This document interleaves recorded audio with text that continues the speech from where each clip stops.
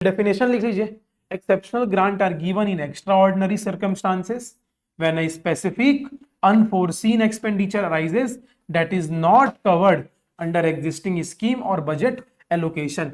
कोई भी योजनाएं या फिर बजट आवंटन के समय ये अमाउंट कवर नहीं किया गया हो, एक्सेप्शनल है, अचानक से लिया गया है, ठीक है। लेकिन जैसे हम लोग इससे पहले पढ़े थे वो वोट ऑफ क्रेडिट, उसमें क्या होता था, एक ब्लैंक चेक होता था, इसमें अमाउंट स्पेसिफाई किया जाता है कि कितना अमाउंट चाहिए। वैसे बताया कि हर एक प्लेयर को इंसेंटिव दे रहे हैं, इंडिया वर्ल्ड कप जीती तो वो प्लान नहीं था, अभी वो उसको अचानक से खर्चा आ गया, जितना भी खर्चा this is one time expenditure qualifies as a exceptional grant. This is non regular, बिल्कुल ठीक है, एक्सेप्शनल है तो रेगुलर तो नहीं होगा, अगर रेगुलर होगा तो एक्सेप्शन नहीं होगा, एक्सेप्शन है तो रेगुलर नहीं है। Non regular ad hoc kind of grant या अनियमित, हाँ एक बजट बनने के बाद ही आएगा, एक्सेप्शनल है जिसकी हम लोग को पता भी नहीं था कि आवश्यकता पड़ेगी, ठीक है। अगेन वही बिल है, मनी बिल जाएगा तो प्रेसिडेंट के पास से जाएगा, पार्लियामेंट में अप्रूवल होगा इन एक्सेप्शनल सर्कमस्टांसेस। बड़े आगे हो गया इतना। अगला आप देखेंगे टोकन ग्रांट। टोकन ग्रांट में ये होता है, टोकन ग्रांट एक अलग सा एक फंडा है। टोकन ग्रांट में क्या होता है, टोकन ग्रांट में आप देखेंगे, लेट सपोज कोई स्टेट है, कोई स्टेट को मान लीजिए आपकी जो आयुष्मान योजना है, आयुष्मान भारत योजना है ABY, उसको इंप्लीमेंट करना है अपने स्टेट में। लेट सपोज छत्तीसगढ़ है, छत्तीसगढ़ को आयुष्मान योजना को इंप्लीमेंट करना है। अब छत्तीसगढ़ को आयुष्मान योजना को इंप्लीमेंट करने के लिए 40,000 करोड़ की और आवश्यकता है। मतलब केंद्र सरकार ने जो पैसा दिया था इसको आयुष्मान योजना को इंप्लीमेंट करने के लिए, वो पैसे कम पड़ गए, इनको 40,000 करोड़ की और आवश्यकता है। तो ये क्या करवाएंगे, सेंट्रल गवर्नमेंट से विनती करेंगे, विनम्र करेंगे, रिक्वेस्ट करेंगे कि हमको 40,000 करोड़ की और आवश्यकता है। तो सेंट्रल गवर्नमेंट क्या करेगी, उनको टोकन के रूप में 1 रुपए देगी। 1 रुपए मतलब उनको पार्लियामेंट्री अप्रूवल मिलता है टोकन के रूप में, मतलब आप काम करवाइए, आपका 40,000 रुपए करोड़ मिल जाएगा। टोकन देती है कि आपका जो अप्रूवल है वो स्वीकृति मिल गई है, आपका रिक्वेस्ट जो है वो एक्सेप्ट कर लिया गया है, आप काम को आगे बढ़ाइए, आपको पैसा मिल जाएगा। तुरंत नहीं मिलेगा, क्योंकि पार्लियामेंट में अप्रूवल हुआ है तो पार्लियामेंट में अभी उस पर बात चलेगी, संशय होगा, तुरंत नहीं मिलेगा, बट अप्रूवल मिल जाता है। अप्रूवल मिल गया मतलब पैसा भी आपको मिल जाएगा, आज नहीं तो कल, ठीक है। तो टोकन ग्रांट है। या हो सकता है कि गवर्नमेंट के पास पैसा नहीं है अभी, गवर्नमेंट के पास जब पैसा आएगा तब वो सरकार को ट्रांसफर कर देगी, राज्य सरकार को ट्रांसफर कर देगी, लेकिन टोकन के तौर पे उसको 1 रुपए क्या कर दी है, अप्रूवल के लिए दे दी है, ठीक है। टोकन ग्रांट सांकेतिक या नाम मात्र की ग्रांट होती है, जिसका इस्तेमाल अक्सर सरकार की किसी योजना को समर्थन देने की इच्छा दिखाने या किसी प्रक्रिया को शुरू करने के लिए किया जाता है, ठीक है। सिंबॉलिक और नॉमिनल ग्रांट, इसको ये भी लिख सकते हैं, सिंबॉलिक ग्रांट भी बोलते हैं या फिर नॉमिनल ग्रांट भी बोलते हैं, सांकेतिक या नाम मात्र ग्रांट भी बोलते हैं। Often used to demonstrate the government willingness to support a scheme और to initiate a process. Example भी लिखा है, suppose a state request fund for a new project but the centre provides 1 rupees as a token amount. मान लीजिए कोई राज्य किसी नए प्रोजेक्ट के लिए फंड का अनुरोध करता है, लेकिन केंद्र सरकार मंजूरी के संकेत के तौर पर सिर्फ 1 रुपए की टोकन राशि देती है और असली फंडिंग पर बातचीत बाद में करने के लिए छोड़ देती है। लिख लेंगे आप लोग इसको, इससे को ही टोकन ग्रांट कहते हैं। एग्जाम्पल भी लिख लेंगे, legal basis, constitutional analysis.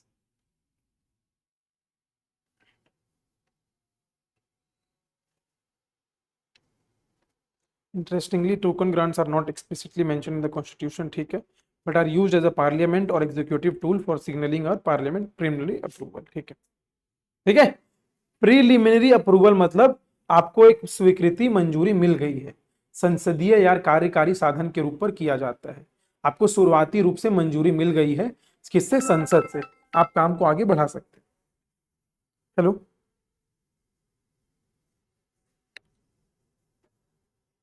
Hello, hello,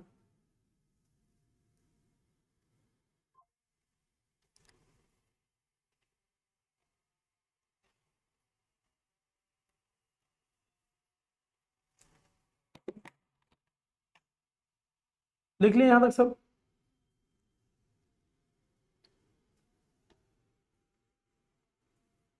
अभी ये सब बजट की प्रक्रिया है कि बजट में कौन कौन सी प्रक्रिया, बजट हम लोग चालू किए ही नहीं पढ़ना अभी तक के, ठीक है। बजट में कौन कौन से डॉक्यूमेंट सबमिट करते हैं, पहला एनुअल फाइनेंशियल स्टेटमेंट, हम लोगों ने देखा एनुअल फाइनेंशियल स्टेटमेंट क्या होता है। उसके बाद बजट में क्या सबमिट करते हैं, बजट में डिमांड फॉर ग्रांट सबमिट करते हैं, वो हम लोगों ने देखा। उसके बाद बजट में क्या सबमिट करते हैं, आपका ये करते हैं FRBM, इसके बाद पढ़ेंगे हम लोग fiscal responsibility and budget management act. तो पहले देख रहे हैं कि हम लोग कौन कौन से डॉक्यूमेंट बजट के साथ साथ में वित्त मंत्रालय पेश करता है संसद में। उसके बाद हम लोग आगे बढ़ेंगे कि बजट में इस बार क्या बात की गई। लिख लिया आप लोग, सबका हो गया, आगे बढ़ते चलिए, ठीक है। फाइनेंस बिल भी है जो अपन गवर्नमेंट को क्या करते हैं, गवर्नमेंट बजट में इंट्रोड्यूस करके देती है। Finance bill is a crucial part of the union budget. वित्त विधेयक केंद्रीय बजट का एक महत्वपूर्ण हिस्सा है। आप लोग हेडिंग देंगे फाइनेंस, वित्त विधेयक, फाइनेंस बिल हेडिंग देंगे, और फाइनेंस बिल के अंदर में ये पॉइंट्स आप लोग पॉइंटर्स में लिखेंगे। पहला पॉइंट ये रहेगा आप लोगों का, पहला point, finance bill is a crucial part of union budget and introduced, हर साल इसको इंट्रोड्यूस किया जाता है गवर्नमेंट के फिस्कल प्रपोजल को। मतलब कितने भी जो टैक्स हैं, गवर्नमेंट जो टैक्स कम कर रही है, टैक्स ज्यादा कर रही है, या नया टैक्स इंट्रोड्यूस कर रही है, या पुराने टैक्स को हटा रही है, वो सब का सब किस में आएगा, आपका फाइनेंस बिल में आएगा, ठीक है।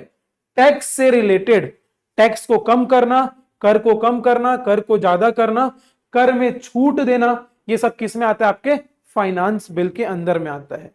और finance bill is a part of money bill, ठीक है, जो कि आर्टिकल 110 में आता है।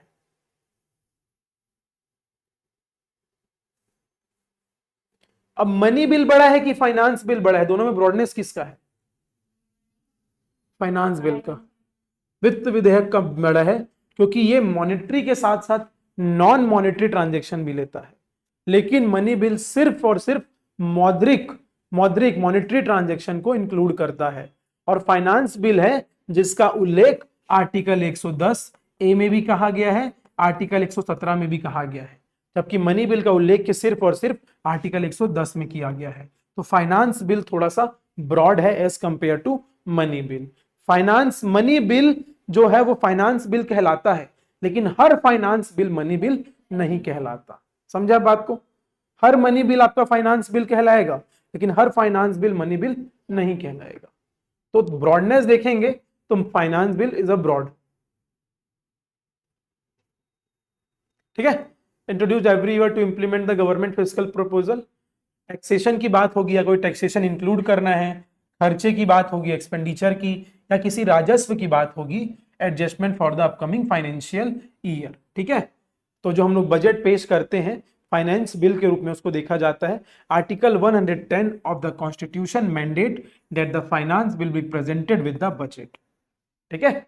फाइनेंस बिल ऐसे लगभग लगभग 8 से 9 डॉक्यूमेंट पेश किए जाते हैं बजट के साथ, जिसमें से एक है आपका फाइनेंस बिल। एक तो आपका AFS हो गया, एनुअल फाइनेंशियल स्टेटमेंट, जिसको हम लोग बजट के रूप में भी जानते हैं। एक आपका डिमांड फॉर ग्रांट्स हो गया, एक आपका फाइनेंस बिल हो गया, एक आपका FRBM एक्ट के लिए FRBM एक्ट के अंतर्गत ये एक्ट जो है तीन तीन चीज को अप्रूव करने की वो देता है, मतलब तीन चीज को पेश करने के लिए बोलता है। एफ फिर इसका पढ़ेंगे, इसके आगे पढ़ेंगे, पहले आप ये लिख लो फाइनेंस बिल क्या होता है, इसके बाद पढ़ेंगे।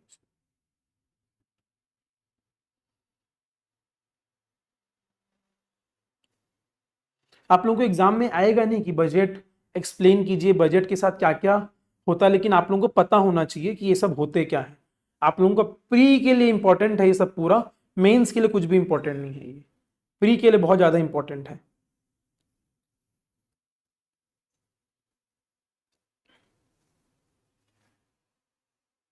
और अल्टीमेट गेम प्रीलिम्स ही होता है।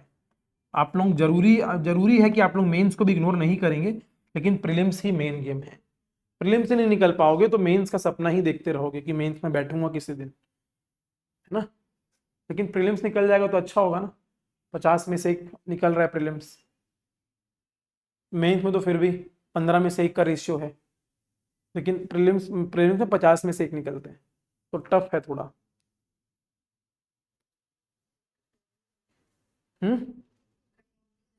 कट ऑफ तो बराबर ही है इस बार, ओबीसी और जनरल वालों को तो बराबर रहता ही, ओबीसी वालों को तो ईडब्ल्यूएस से भी ऊपर गया इस बार, कोई मतलब नहीं, ओबीसी ओबीसी जनरल के बराबर ही मान लीजिए, ओबीसी जनरल और ईडब्ल्यूएस तीनों एक ही है यूपीएससी के सेंस से। हाँ, 1-2 नंबर का डिफरेंस है, वो नंबर डिफरेंस नहीं है, मेजर डिफरेंस देखने को मिलता है एससी और एसटी में, है ना। बाकी prelims is tough, prelims is a tough game. Prelims निकालना मतलब अपने आप में चुनौती, आपको जीएस का भी कट ऑफ क्लियर करना है, टी सेट भी क्लियर करना है आपको, है ना, दोनों क्लियर करना है। कहीं भी 10 मिनट का टेम्परामेंट बिगड़ा तो प्रीलिम्स निकल गया, ऐसा भी होता है।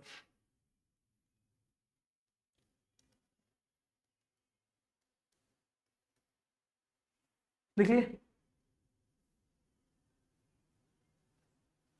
ठीक है, यहां पे लिखा है संसद के समक्ष वार्षिक वित्तीय विवरण प्रस्तुत करते समय, मतलब एनुअल फाइनेंशियल स्टेटमेंट जब आप उसको देते हैं संसद में, उसके साथ ही साथ में आपको वित्त विधेयक भी प्रस्तुत किया जाता है। अनुच्छेद 110 ए क्लॉज 1 ए के तहत आवश्यकता की पूर्ति के लिए एक वित्त विधेयक भी प्रस्तुत किया जाता है। Along with a budget, along with the budget, finance ministry also present finance bill as well। ठीक है, अब इसमें क्या क्या इंक्लूड होता है, टैक्सेस को इंपोज करना, कोई नए टैक्सेस को लगाना, उसको हटाना, उसमें बदलाव लाना, उसको मतलब उसमें थोड़ा बहुत चेंज लाना, उसको पूरी तरह से चेंज करना, उसका विनियामक क्या होगा, रेगुलेशन क्या होगा, कोई भी टैक्स से रिलेटेड चेंजें होंगी, वो सब का सब आपका पार्ट होगा किसका, फाइनेंस बिल का पार्ट होगा। टैक्स से रिलेटेड संविधान बजट में प्रस्तावित करों के लगाने में, उन्मूलन में, छूट में, परिवर्तन में या विनियमन का विवरण देता है।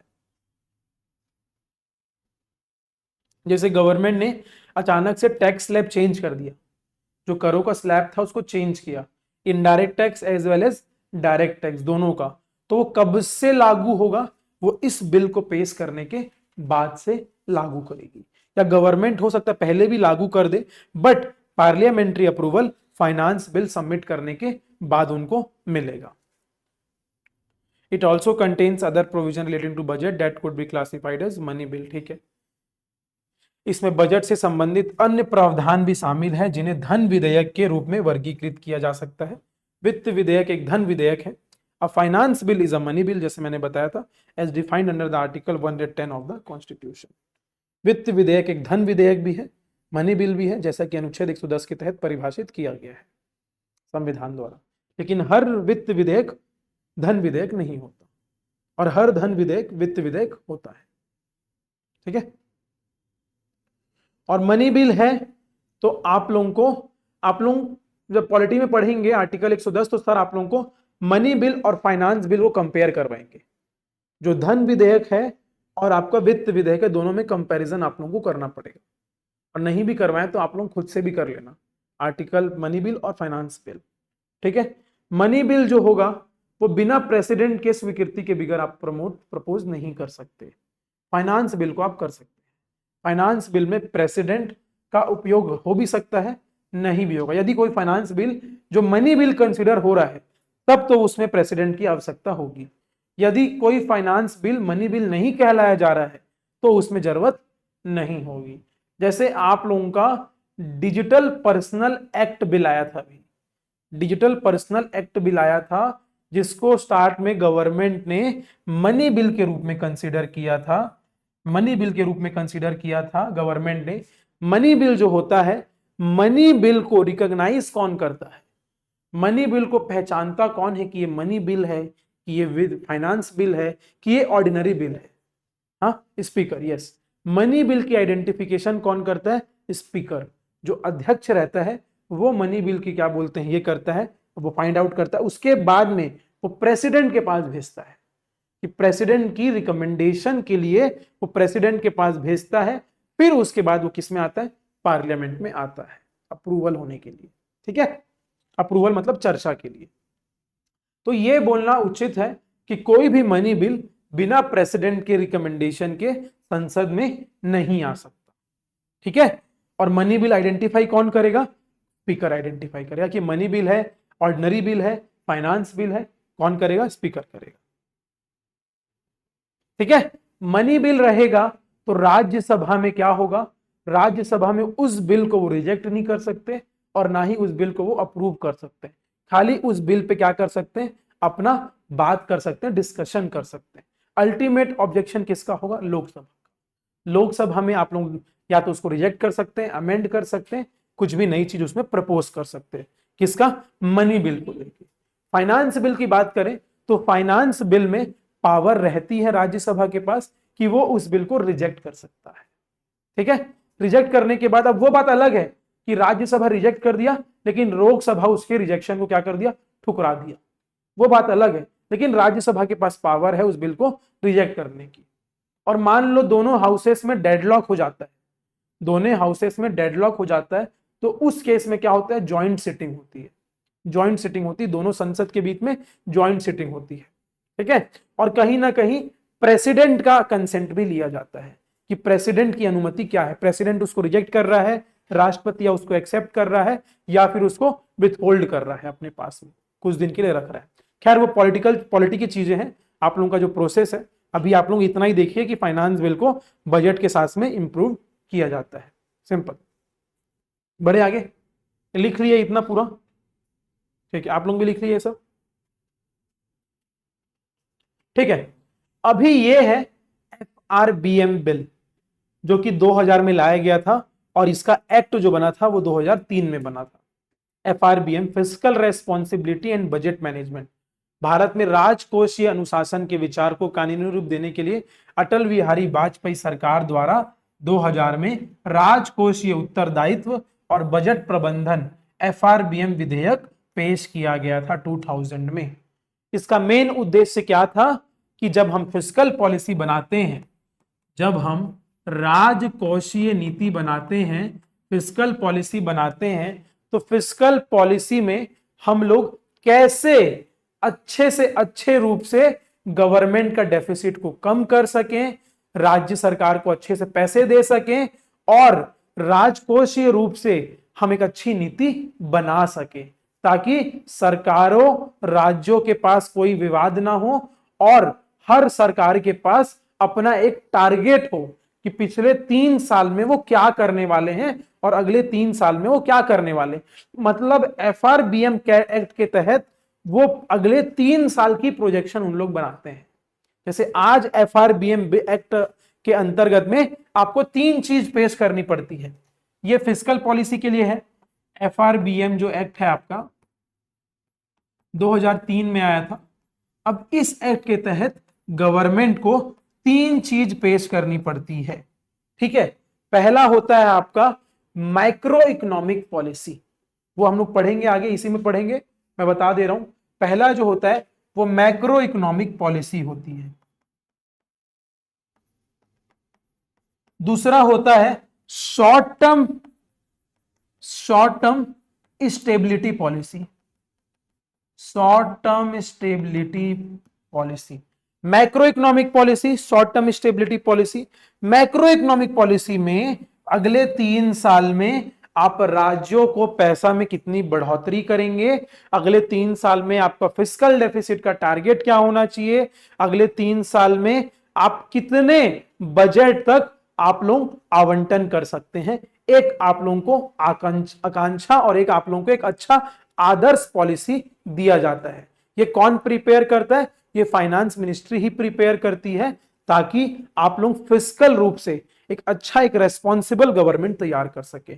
मतलब आप लोग पब्लिक को दिखाते हैं कि ये हमारा टारगेट है, दिस इज आवर टारगेट फिस्कली, ठीक है। शॉर्ट टर्म देखेंगे हम लोग आगे जो गवर्नमेंट पेश करती है। अल्टीमेट FRBM एक्ट के अंदर में हमको 3 डॉक्यूमेंट पेश करने पड़ते हैं। तो ये 3 डॉक्यूमेंट किसमें ऐड होते हैं, बजट के डॉक्यूमेंट के साथ में ऐड होते हैं। आपका एनुअल फाइनेंशियल स्टेटमेंट हो गया, डिमांड फॉर ग्रांट हो गया, आपका इससे पहले जो हम लोग पढ़ रहे थे ये हो गया आपका ये फाइनेंस बिल हो गया, और फिर आपका FRBM एक्ट के अंतर्गत में 3 डॉक्यूमेंट और प्रिपेयर करती है गवर्नमेंट, ठीक है। तो वो तीनों डॉक्यूमेंट को हम लोग लाइन बाय लाइन देखेंगे। पहले FRBM एक्ट क्या होता है उसके बारे में आप लोग नोट्स लिख लीजिए, ठीक है। भारत में राजकोषीय अनुशासन के विचार को, ठीक है, राजकोषीय अनुशासन फिस्कल डिसिप्लिन की बात कर रहा है, किसकी बात कर रहा है, फिस्कल डिसिप्लिन की बात कर रहा है। To give a legal shape to the idea of fiscal discipline in India. राजकोषीय अनुशासन की बात कर, ठीक है। यदि मान लीजिए फिस्कल डेफिसिट हमारा गया 5% और एफआरबीएम एक्ट के अंतर्गत में हम लोग 3.5% का अटेन करने की बात कर रहे हैं, इसका मतलब हम लोग बियॉन्ड द एक्ट जा रहे हैं, हम लोग अपने जो एक्ट हमारा टारगेट था उसके ऊपर जा रहे हैं। तो वो एक अलग सरकार के लिए क्या होगा, खतरे की कंडीशन होगी कि हम लोगों ने जो आदर्श सेट किया था उस पर हम लोग नहीं चल पा रहे हैं। अब कोई अनफोर्सीन कंडीशन आ गया, कोविड आ गया, युद्ध हो गया, क्राइसिस हो गया इंटरनेशनल मार्केट में, तो वो एक डिफरेंट सिनारियो है। But otherwise fiscal deficit target should be 3.5%। ये एक नॉर्मली मैं बता रहा हूं आप लोगों को, ठीक है।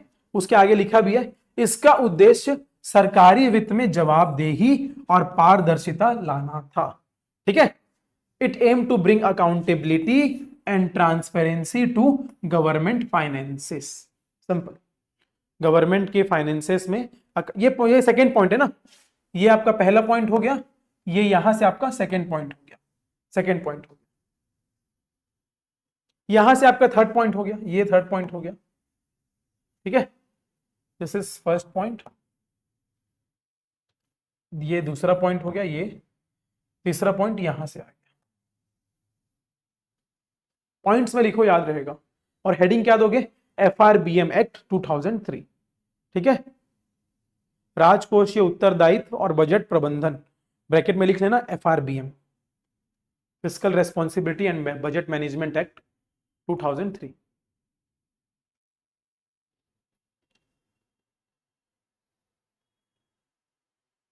ठीक है, फोर्थ पॉइंट ये लिखना, थर्ड पॉइंट ये लिखना, the bill become law in 2003 marking a major shift in how public funds were to be managed, ठीक है। यह विधेयक 2003 में कानून बन गया जिसके सार्वजनिक धन के प्रबंधन में एक बड़ा बदलाव आया, ठीक है। दिस इज पॉइंट नंबर 4, 10 से पॉइंट नंबर 4, यहां से पॉइंट नंबर 4। एफआरबीएम अधिनियम 2003 सेट, मैंने बताया था ना, स्पेसिफिक टारगेट सेट करता है कि हम लोग को धीरे धीरे फिस्कल डेफिसिट को कम करना है, फाइनेंशियल मैनेजमेंट को इंप्रूव करना है, एंड साथ ही साथ में एक लॉन्ग टर्म टारगेट हम लोग को सपोर्ट करना है, एक लॉन्ग टर्म टारगेट को प्रमोट करना है, promoting long term fiscal stability. FRBM अधिनियम 2003 ने राजकोषीय घाटे को कम करने, वित्तीय प्रबंधन में सुधार और दीर्घकालिक राजकोषीय स्थिरता को बढ़ावा देने के लिए एक विशिष्ट लक्ष्य तैयार किया है, निर्धारित किया है। लिख लिया आप लोग चारों पॉइंट, लिख लीजिए।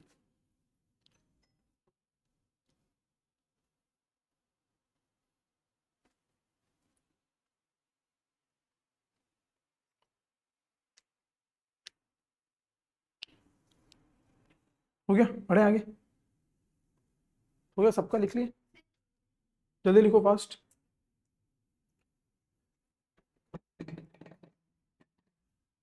इसी चीज को अगर मैं बोलूं आपको इंग्लिश में, फिर हिंदी में टाइम लगेगा ना। पहले मैं इंग्लिश में बोलूंगा, लिखवाऊंगा, फिर मैं हिंदी में बोलूंगा। इससे अच्छा आप लोग इंग्लिश वाले इंग्लिश में लिख लो, हिंदी वाले हिंदी में लिख लो, पॉइंट जल्दी हो जाएगा। क्या बोल रहे हो, फास्ट फास्ट लिखो, पेन चलना चाहिए एकदम, सट सट सट सट।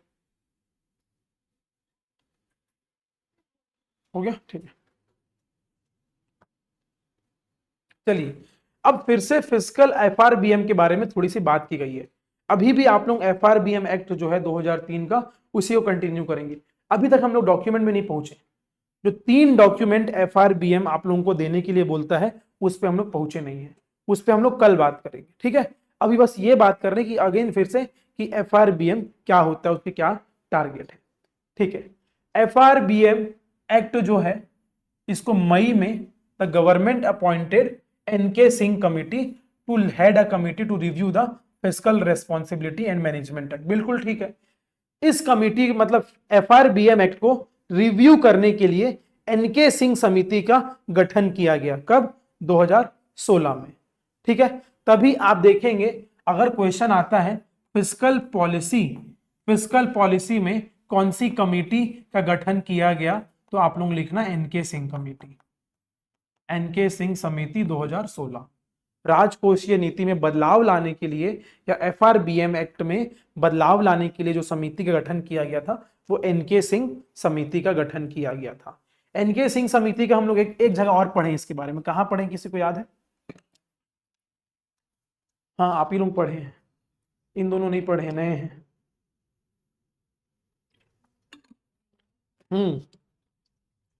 बैंकिंग रिफॉर्म से पढ़े हम लोग। बैंकिंग रिफॉर्म, जब बैंकिंग सुधार की हम लोग बात कर रहे थे तो अब भी एनके सिंह कमेटी की बात होती है। ठीक है, the committee recommended a phase reduction, धीरे धीरे हमको रिडक्शन करना है किसमें? फिस्कल डेफिसिट में, राजकोषीय घाटे में। देखेंगे आप लोगों का पहला पॉइंट ये बनेगा, पहला पॉइंट ये बनेगा, कहां तक बनेगा? यहां तक बनेगा। ठीक है, पहला पॉइंट आप लोगों का हिंदी में बनेगा, यहां तक बनेगा आपका पहला पॉइंट। ठीक है, दूसरा पॉइंट आप लोगों को यहां से बनेगा कि कमेटी रिकमेंडेड, यहां से the committee recommended a phase reduction in the fiscal deficit starting with a target of 3% of GDP by March 2020। मतलब मार्च 2020 तक हमको फिस्कल डेफिसिट को कम करके कितना लाना है? 3% तक लाना है। ठीक है, दूसरा पॉइंट आपका यहां से बनेगा, पॉइंट में लिखना, समिति ने राजकोषीय घाटे में चरणबद्ध तरीके से कमी करने की सिफारिश की। इसकी शुरुआत मार्च 2020 में जीडीपी के 3% के लक्ष्य से हुई। फिर 2022-21 में इसको घटा कितना किया? 2.8 किया गया। ठीक है, कोविड का ईयर था, उतना अचीव नहीं हो पाया, 2.8% नहीं हो पाया, बट हमारा टारगेट था कि 2020-21 में पहले 3% था, आ जाओ, पहले 3% था, उसको घटा कितना किया? 2.8% किया, फिर उसको घटा के कितना किया? 2.5% किया। कब? अगली साल 20 में 3%, 20-21 में 2.8%, 22-23 में 2.5% लाया गया, तक लाया गया। ये सेकंड पॉइंट बनेगा आपका, यहां से यहां तक आपका सेकंड पॉइंट बनेगा।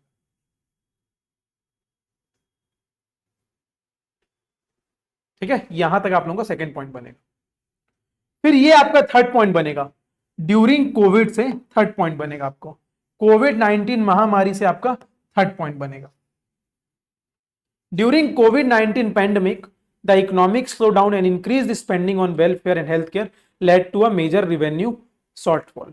ठीक है, as a result the government recorded a fiscal deficit of 9.2%, slightly better than the revised estimate for 9.5%. ठीक है, मैंने बताया था आप लोगों को बजट में हम लोग क्या पेश करते हैं, एक तो प्रोविजनल कि कितना होने वाला है, प्रोजेक्शन करते, दूसरा रिवाइज्ड, रिवाइज्ड मतलब कि कितना हो चुका है। हम लोग अपने जो हम लोग पहले प्रोजेक्शन किए थे उसको हम लोग क्या करते हैं? रिवाइज करते हैं, चेंज करते हैं। मान लीजिए हम लोगों ने पहले कितना रिवाइज किया था? 2020-21 में कितना होगा? 2.8%। बाद में हम लोगों ने रिवाइज कितना किया, संशोधित कितना किया? 9.5%, और एक्चुअल में कितना हुआ? 9.2%। ठीक है, समझ में आ रहा है आप लोगों को? हमारा टारगेट था 2020-21 में 2.8% का राजकोषीय घाटा होना चाहिए, लेकिन बाद में जब कोविड-19 पैंडेमिक आया तो हम लोगों ने रिवाइज करके कितना किया उसको? 9.5%, और एक्चुअल हम लोग का जो घाटा था कितना था? 9.2%। ठीक है, आप लोगों का ये जो तीसरा पॉइंट है ये कंटिन्यू चलेगा आपका लास्ट। तीसरा पॉइंट आप लोगों का पूरा ये लाइन पैराग्राफ में लिखना है इसको। तीसरा पॉइंट आप लोग पैराग्राफ में, इसको आप लोग उसमें भी लिख सकते हैं, लाइक फिगर वाइज भी बना सकते हैं। फिगर वाइज कैसे बनाएंगे आप लोग? फिगर वाइज आप लोग ऐसा बना सकते हैं, 2020, 21, 22, 23, 3%, 2.8%, 2.5%। ठीक है, यहां पे फिर आप लोग लिख सकते हैं कि 9.5% रिवाइज्ड, प्रोजेक्शन, एक्चुअल। यहां पे कितना था? 9.2%। उसके बाद क्या था डेटा? अनुमान वित्त वर्ष 2022 के लिए घाटे के लक्ष्य को घटाकर 6.8 कर दिया गया, जिसमें दीर्घकालिक लक्ष्य वित्त वर्ष 26 तक इसे कम करके 4.5 लाना था। ठीक है, पहले तो हमारा प्रोजेक्शन काफी आदर्शवादी चल रहा था, 3, 2.8, 2.5। उसके बाद कंडीशन को देख के हम लोगों ने उसके प्रोजेक्शन को 2026 तक के 4.5% में लाने की बात की, और उस टारगेट पे हम लोग अभी चल रहे हैं। अटेन नहीं कर पाए हैं, बट लगभग लगभग उसके पास में आ गए। ठीक है, ये क्या दिखाता है? फिस्कल डिसिप्लिन दिखाता है। क्या दिखाता है? राजकोषीय अनुशासन को दिखाता है कि हम लंबे समय के, दीर्घकालिक समय के लिए हम लोग कितने अनुशासित हैं फिस्कल डिसिप्लिन और फिस्कल स्टेबिलिटी को लेके। ठीक है, तो बजट के साथ ये डॉक्यूमेंट्स भी आपके क्या होते हैं? पेशकश किए जाते हैं। ठीक है, अब उसमें एफआरबीएम के अंदर में 3 डॉक्यूमेंट पेश किए जाते हैं जिसके बारे में हम लोग कल बात करेंगे। ठीक है, फिर उसके बाद में इस साल का बजट देखेंगे कि बजट क्या कहता है। हो गया आप लोगों को यहां तक? किसी को कोई डाउट? तीसरा पॉइंट आप लोग पूरा लिख लिए हैं, ये वाला। ठीक है,